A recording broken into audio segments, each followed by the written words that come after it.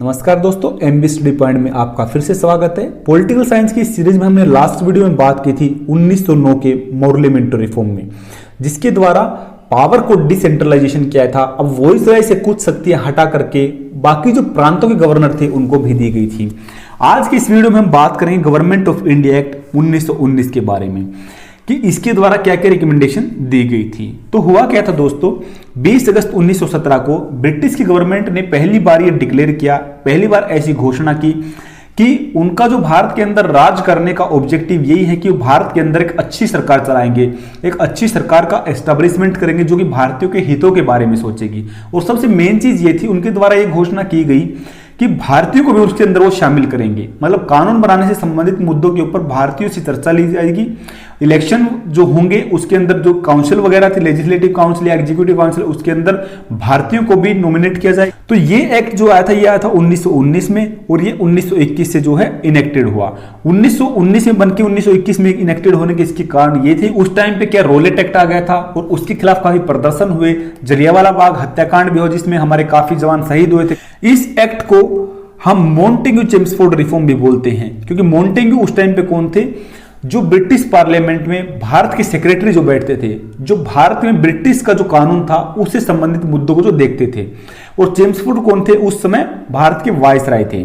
अगर हम इस एक्ट के फीचर्स की बात करें कि ये एक्ट किन मुद्दों के रिकमेंडेशन को लेकर के आया था, तो सबसे पहले ये था कि इसने जो हमारे एडमिनिस्ट्रेशन से रिलेटेड जो सब्जेक्ट थे, जो कानून बनाने से संबंधित थे, उनको क्लासिफाई कर दिया दो सब्जेक्ट के अंदर। सबसे पहला था सेंट्रल सब्जेक्ट और दूसरा था प्रोविंशियल सब्जेक्ट।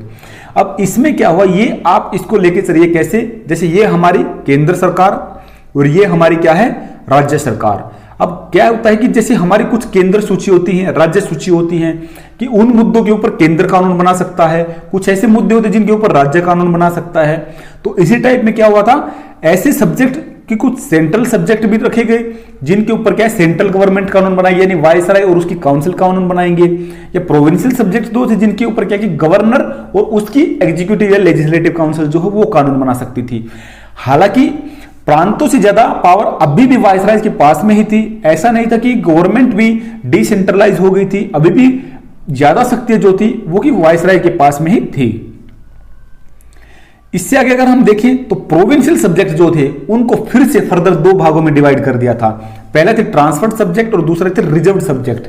ट्रांसफर सब्जेक्ट में कौन से आते थे, प्रोविंस से रिलेटेड वे मुद्दे, यानी राज्य से रिलेटेड वो मुद्दे, राज्य सरकार जैसे हमारी होती है उससे रिलेटेड वो मुद्दे, जैसे पब्लिक हेल्थ हो गया, एजुकेशन, लोकल सेल्फ गवर्नमेंट, वहां की जो लोकल गवर्नमेंट है, या एग्रीकल्चर से संबंधित कोई छोटे मोटे कुछ मुद्दे होते थे। इन ट्रांसफर सब्जेक्ट के ऊपर कानून बनाए जाते थे गवर्नर के और उसकी जो लेजिस्लेटिव काउंसिल थे उसके मिनिस्टर के द्वारा।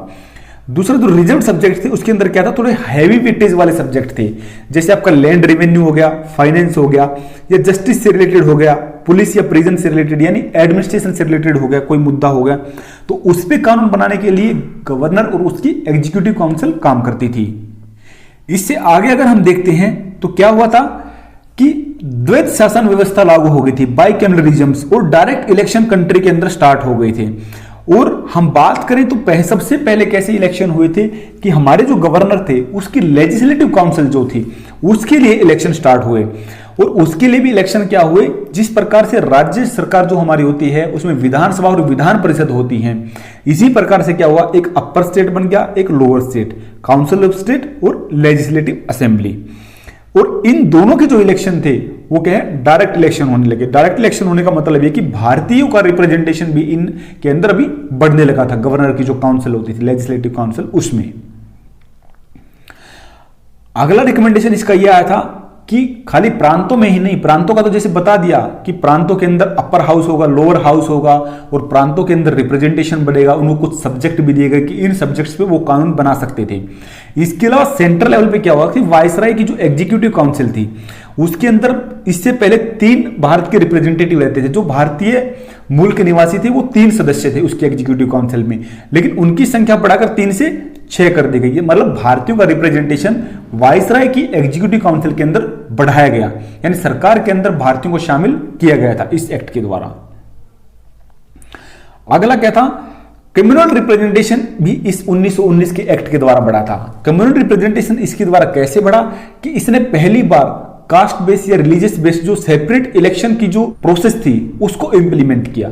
जिस प्रकार से अगर कोई मुस्लिम कैंडिडेट या कोई सिख कैंडिडेट होता था तो उसका क्या है कि उसका जब इलेक्शन होता था, उसको जब चुना जाता था तो मुस्लिम या सिख जिस कम्युनिटी से वो बिलोंग करता है वो ही सदस्य उसके अंदर वोटिंग करते थे। उसके अलावा इस एक्ट के द्वारा पहली बार एस्टेब्लिशमेंट हुआ पब्लिक सर्विस कमीशन 1925 के अंदर जो एस्टेब्लिश हुआ था, जिससे कि हमारे जो नौकरियों के अंदर जो है भागीदारी देखने को मिली। इसके बाद में ही नौकरियों के अंदर काफी भारतीयों ने हिस्सा लिया था। आगे अगर हम देखें तो इस एक्ट के द्वारा ही पहली बार केंद्र के द्वारा ये प्रांतों को भी ऐसे राइट्स मिले कि वो बजट वगैरह के ऊपर डिस्कस कर सकते थे। उनका अलग से बजट आने लगा। पहले क्या था कि पूरे ब्रिटिश भारत का एक ही बजट आता था और उसको वायसराय और उसकी काउंसिल डील करती थी। लेकिन अब क्या हुआ, प्रांतों का बजट अलग बना दिया, प्रांत अपने बजट पे अलग से डिस्कस करते थे। अगला इसके अंदर प्रोविजन ये दिया था कि ये एक्ट जो 1919 में आया है, हालांकि इसके अंदर काफी रिफॉर्म्स थे पर ऐसा नहीं कि परमानेंट है। इसके अंदर और भी अच्छे रिफॉर्म्स और भी सजेशन लिए जाएंगे और 10 साल के बाद 10 साल की इसकी ड्यूरेशन रखी थी। और ऐसा बोला गया था कि एक स्टैट्यूटरी कमीशन आएगा, जिस प्रकार हमारा जो साइमन कमीशन था वही आया था बाद में, कि 10 साल के बाद इसको रिव्यू किया जाएगा और देखा जाएगा कि कितना सक्सेसफुल ये हुआ है और क्या इसके बाद कुछ रिफॉर्म हुए हैं, क्या भारतीय इससे संतुष्ट हैं या नहीं है, और उसके बेसिस पे आगे और भी ज्यादा रिफॉर्म इसके अंदर जोड़े जाएंगे। अगर हम इसके इंपैक्ट की बात करें कि कितना ये प्रभावी रहा था, तो पहली बात तो यह है कि भारतीयों की जितनी उम्मीदें थी, जितनी उनकी महत्वाकांक्षाएं थी, जितना एस्पिरेशन वो लेके बैठे थे कि अंग्रेज उनको बिल्कुल पूरी छूट पूरी आजादी दे देंगे और वो भारतीय अपनी खुद सरकार बनाएंगे, खुद संविधान बनाएंगे, तो वो सब तो नहीं हो पाया इसके द्वारा। लेकिन कुछ हद तक इसने जो एडमिनिस्ट्रेटिव रिफॉर्म जोड़े थे जिसके द्वारा भारतीयों का रिप्रेजेंटेशन सरकार के अंदर बढ़ा था,